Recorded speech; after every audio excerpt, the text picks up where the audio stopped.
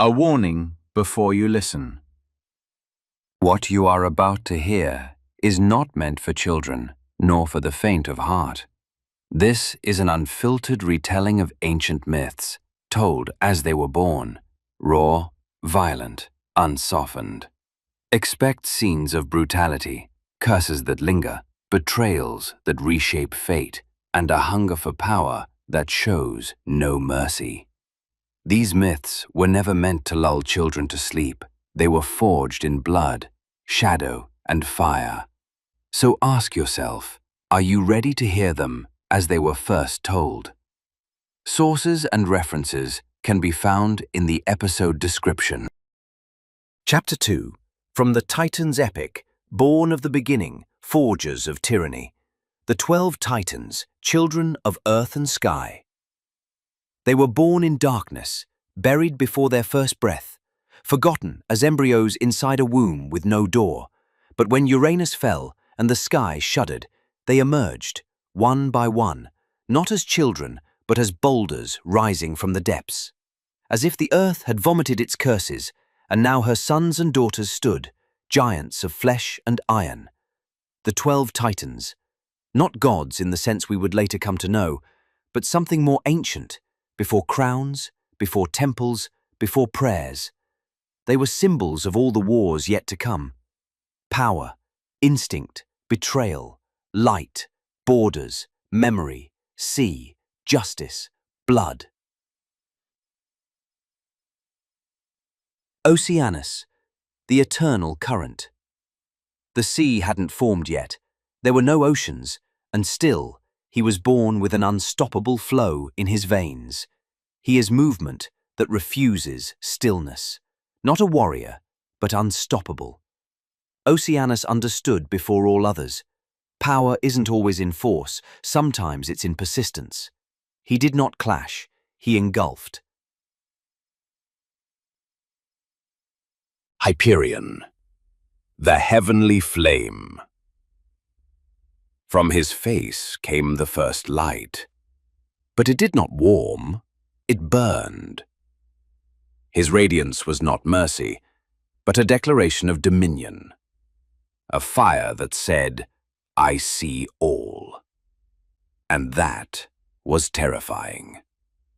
Hyperion didn't carry light, he commanded it. His eyes glowed with an unforgivable brilliance. Coeus, guardian of the axis. His mind was a meteor, blazing thought and sharp intellect, not wise, but razor-edged. The keeper of the cosmic pole, the master of forbidden questions. Coeus rarely spoke, but when he looked up, time itself seemed to pause. He was the terrifying form of awareness, the kind that knows too much. Crius, lord of reach and limit. His arms stretched beyond the horizon. He didn't understand the center, only extension, the titan of expansion. He detested walls. He longed to spread, to conquer, to spill across everything. But within, he didn't know where he ended, and that made him fragile to those who knew how to bind. He was power without grounding, scattered despite its weight. Iapetus, the first sin. He wore no crown, only a wound, the titan of downfall, the father of sin. From his bloodline would come Prometheus and Atlas, but he himself was a walking question, one no one dared answer. He could not explain himself, yet from his blood sprouted the roots of every future tragedy. Cronus, the son who will overthrow. Not the oldest, but the boldest. He was born holding the shadow of a sickle that had not yet been forged. He didn't look at the sky as a god, but as an obstacle. He asked the forbidden question, "Why not me?" And in his heart, the first rebellion in the history of eternity began to breathe. Theia, the gleam of temptation. Her beauty was unbearable, a face no one could forget, but behind it, a fire unseen. She bore the moon, the sun, and dawn itself, but she was never a gentle mother. She was the eye that mesmerized, then wounded. Theia wasn't mere beauty, she was enchantment, cursed. Rhea, the mother of revolution, the breast that nourished, and the womb that concealed. Wife to Cronus, sister too, but not his shadow. She was something else, the silence that comes before betrayal. She would remain quiet. She would give birth, but behind that silence, a revolution was already being crafted, one no one could yet hear. Themis the justice, without mercy. She carried no sword, only a scale, but her scale did not tremble, did not falter. She was justice that does not plead, does not explain. If she saw injustice, she waited, then struck. Themis was not a queen. She was law incarnate, before law was even written. Mnemosyne, the memory that never forgets. When all others forget, she remembers. She stores every word, every betrayal, every oath, every tear. Not a storyteller, but a warden of memory.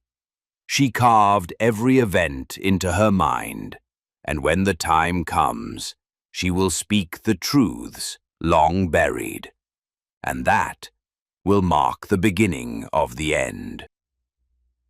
Phoebe, the prophecy that never sleeps. She was the soft voice of approaching absence, the Titaness who inherited the Earth's very awareness. She rarely spoke, but bore light in her silence. Before Zeus was born, she had already passed her essence into the cave of darkness, whispering to the stone, "From this womb, light shall rise." She was right. On the island where lightning was born, her prophecy still waited, watching the skies, preparing to ignite fate. The Well of Waves. She was not just water. She was the source of all flow. From her came rivers, seas, whirlpools. But she was not calm. She was the calm that drowns. She surrounds, she pulls, she vanishes. Tethys was the symbol of feminine force, one that does not explain and never warns. These are the 12 Titans, children of earth and sky, born not from love, but from violent union. They were not made to show mercy, nor to be worshipped. They were the foundation for all power that would come after, and each one of them carries within a sleeping tyrant. The question was never if they would rise, but when, and who would open the door first.